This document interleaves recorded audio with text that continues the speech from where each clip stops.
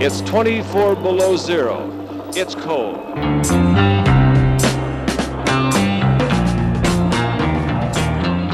There will be frostbite, there will be accidents, and of course there will be injuries.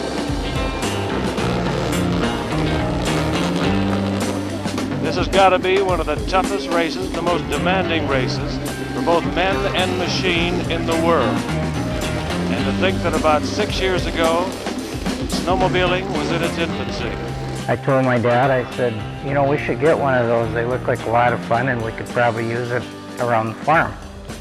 And he pretty much said, why on earth would you want to go out and freeze on one of those things?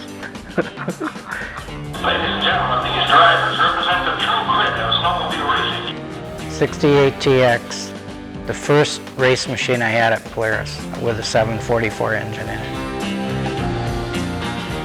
My dad and I bought two 67 Colts and went out and raced on our own. And actually got hired in 1968 on the Polaris race team.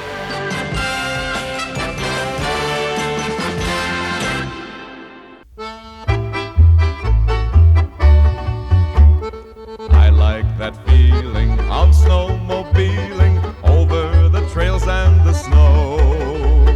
Off to the races and other places, onto our great racing show.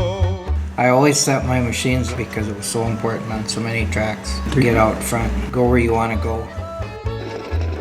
And they're off! Look at them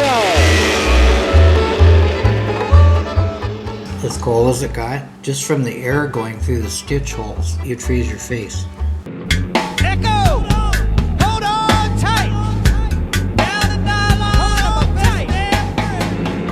Ladies and gentlemen, the fastest qualifiers, 10 big 800cc modified machines, 6 Artic cats and 4 Ski-Doos. In 1969, when I raced for Artic, I got third in the World's Championship. I guess we're all going for it hard because they were giving away a new Porsche car and cash money. There's a terrific pileup on the first corner. 1, 2, 3 machines. Someone is down. It looks like Jensen. He's hurt. His cat appears to be on fire. In the first corner, Roger Jansen and I got in a pretty serious wreck. They had to restart the race because I ended up running into Roger Jansen because he went up on the wall and more or less slid off the wall. The sleds back then did not turn that well, and of course we didn't have a lot of brakes either, so I ended up hitting him pretty hard, which I didn't mean to do. At the end of the first lap, Steve Abbey moves into second. Hold it! Steve Abbey flips his Ski-Doo. But here's another pileup. And it looks like 2 machines are out of the race.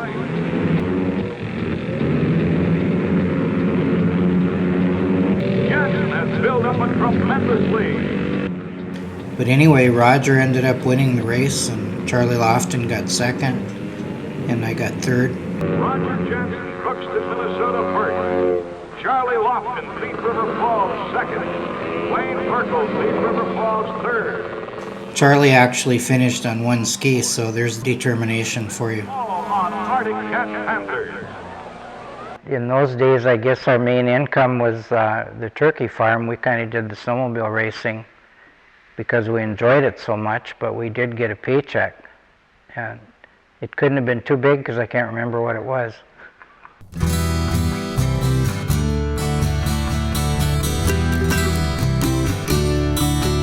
I love to ride my snowmobile. Can't tell you how good it feels. I can't tell you how good it feels to ride my snowmobile. I freeze my hands and I freeze my face. Look how froze up he is. But actually, once you froze up like that, that was better because it would really stop the wind then. But I don't give a damn, cause I'm a macho man and I love my snowmobile. Speed run machine that we run in West Yellowstone. We didn't even have a clutch guard cover. Can you imagine that? I ran that first engine in the open class at a lot of different races. It was kind of the type of machine where it either won the race or blew the belt, one or the other. It was just a lot of RPMs. These engines were just completed and flown to West Yellowstone, so Wayne had yet to try this machine out. We started talking about the speed run out in West Yellowstone. We decided to try to get Dick to build another engine for it to put behind the other one. He ended up with only a week and a half or two.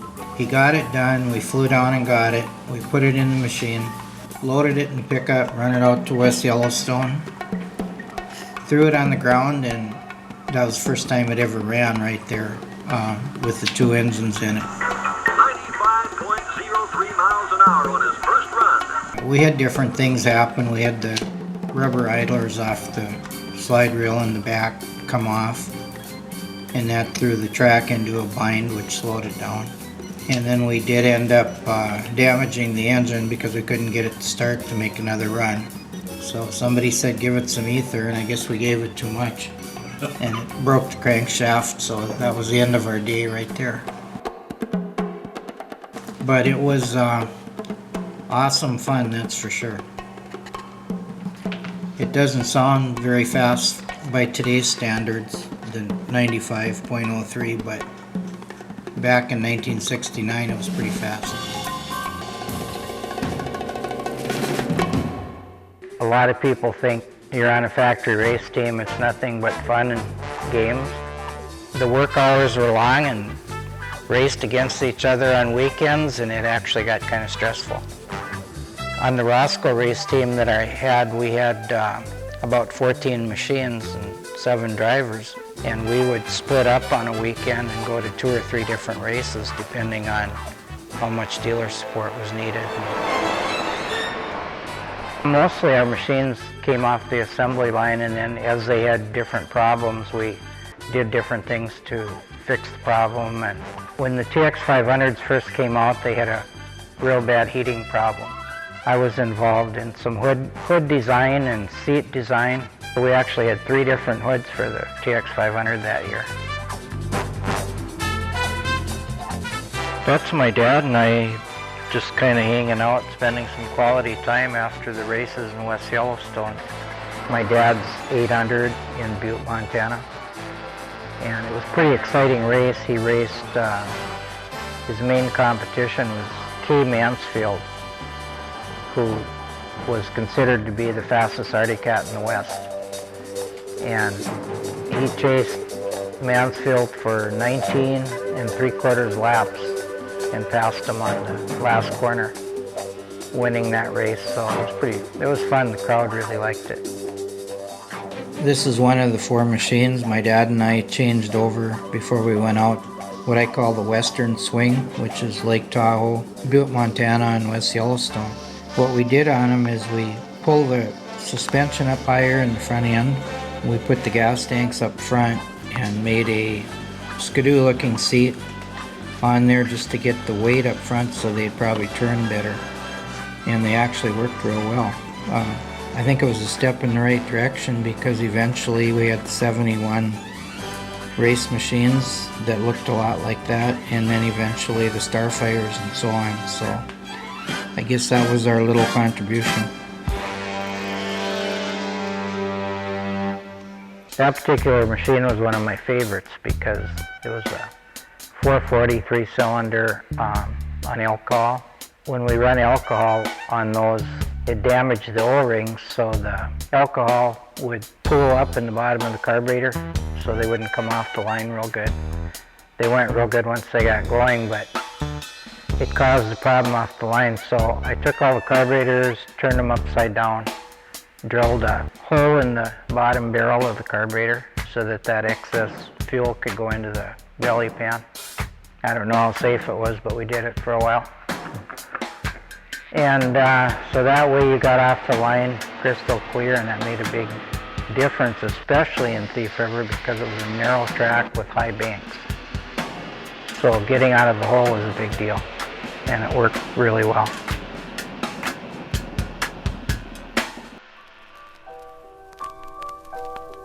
The first few years I handled it with pills, and then it got to the point where I'd start taking shots.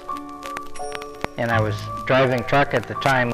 You can't take insulin and drive over the road, so that pretty much ended my trucking career. That was 20 years of trucking, and it was over in about an hour in the doctor's office. So that's a quick retirement. And you start losing your eyesight. You can get a shot right in your eye, and laser treatments also. It's not a fun experience.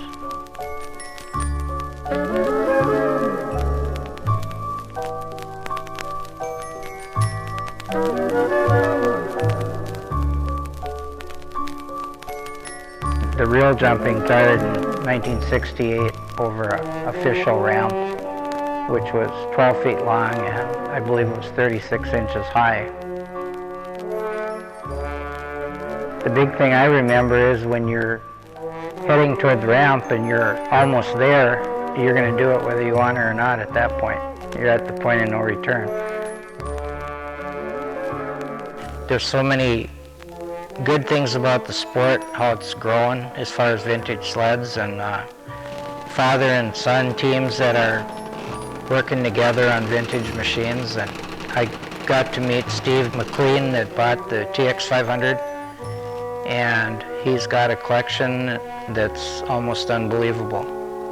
So it's fun to go around and see what guys are doing, and of course for us old guys we really appreciate all that because it kind of says that a lot of people like what we used to do.